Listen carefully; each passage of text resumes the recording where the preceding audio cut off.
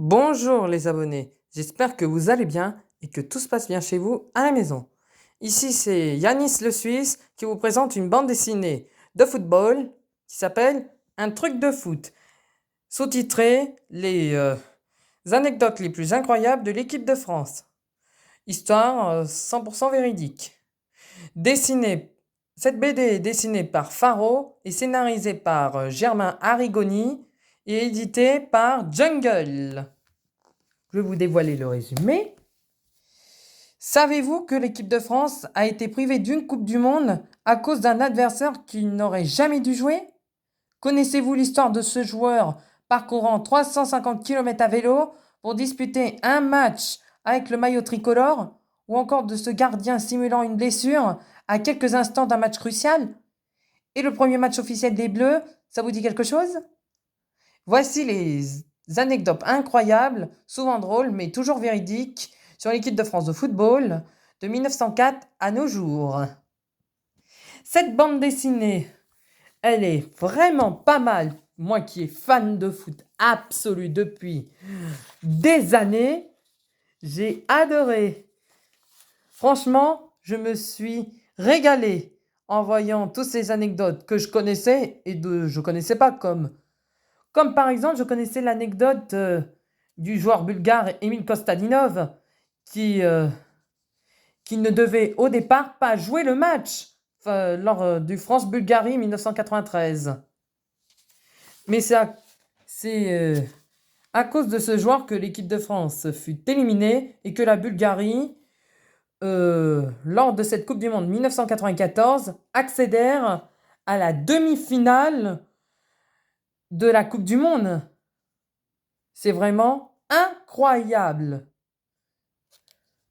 Et après, il y a d'autres anecdotes, que ça soit ancien ou nouveau.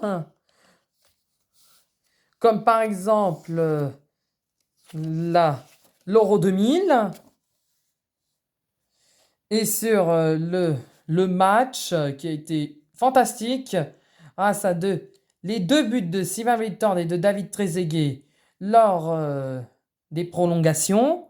Et après, leur fameuse cuite qui a été, insignifiant. Et après, ça a été incroyable. Et même, du coup, là, franchement, l'anecdote, elle n'était pas... Pour moi, elle a été un peu douloureuse. Ça a été l'épisode de Naïnsna. Ah, sous Raymond Domenech, et puis avec les insultes de Nicolas Anelka envers le sélectionneur, et puis la révolte des joueurs portée par Franck Ribéry et Patrice Evra, et c'est fut le fiasco de Naïsna. Et ils ont fait, sachant un match nul, 2 défaites et 15 buts marqués. Ce fut l'une des pires équipes de France de football de toute l'histoire. Après, il y a les plus joyeuses comme par exemple la finale de la Coupe du Monde 98, évidemment. Comme par exemple normalement le quart de l'équipe de France a failli d'être en retard au match, il n'a failli de jamais gagner cette Coupe du Monde. Ou encore le joueur brésilien Ronaldo qui a failli ne pas disputer le match après avoir fait un malaise.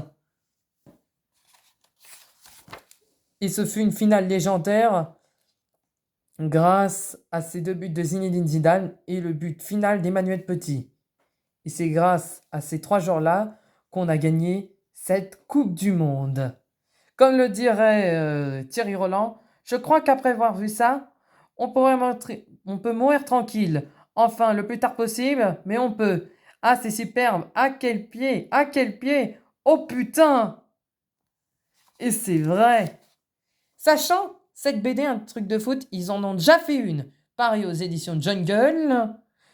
Ils ont fait sur toute l'histoire du foot comme une anecdote sur un but invalidé par le cheikh du Koweït, ou encore une sélection officielle dans un autre pays de Michel Platini. Et puis, c'est des auteurs incroyables, comme le dessinateur Faro qui a déjà fait une BD sur Kylian Mbappé, qui a été fantastique, aux éditions KM Éditions, et après d'autres bandes dessinées par Jungle, comme Deschamps, le premier roi des Bleus, ou Allez Paris. Ils ont fait même une BD sur François Hollande, c'est-à-dire moi président.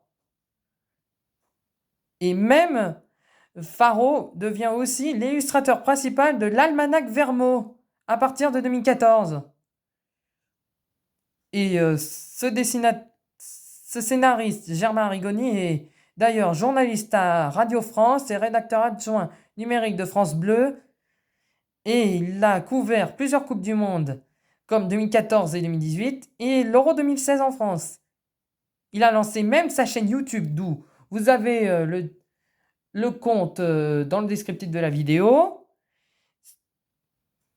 pour recenser toutes les anecdotes de l'histoire de football et de les partager pour sa communauté, qui s'élève à 250 000 personnes, dont moi-même, sur différents supports comme YouTube, sur son site internet, Facebook, X, anciennement Twitter, Instagram ou TikTok, en vidéo ou en podcast. Et après, il y a eu... cette BD a été beaucoup inspirée de livres comme, par exemple, Coup de sifflet d'Harald Schumacher aux éditions Michel Lafon, ou en Copa de Raymond Coppa aux éditions Jacob Duvernay, ou comme des documentaires comme Deuxième étoile, réalisé par Fred Calange, et ça a été produit par TF1, ou encore Les yeux dans les bleus, tous réalisés par Stéphane Meunier et produit par Canal+, ou encore le dernier en date, Merci les Bleus, réalisé par Benoît Daniel, produit par TF1, et puis d'autres sites internet comme l'AFP, le Journal du Dimanche, Le Matin, l'Humanité, SoFoot, La Libération, Ouest France, et après des chaînes télé comme Beansport, la BBC, Canal+, France Bleu, France Culture, France Télévisions, TF1, M6, la chaîne L'équipe, etc. D'ailleurs, je vous conseille d'acheter cette bande dessinée pour tous les fans de foot qui est succulente. Et d'ailleurs, en parlant de foot, c'est bientôt le début de l'Euro. Et à supporter notre équipe de France et puis toutes les équipes, je compte sur vous pour mettre votre maillot bleu et de supporter cette équipe de France. Bonne chance aux gens de l'équipe de France. Bon, mais les abonnés, je vous dis à bientôt pour une prochaine vidéo. N'hésitez pas à liker le petit pouce à gauche et à vous abonner à ma chaîne si cela n'est pas fait. On se retrouvera pour une prochaine vidéo. Portez-vous bien. Ciao!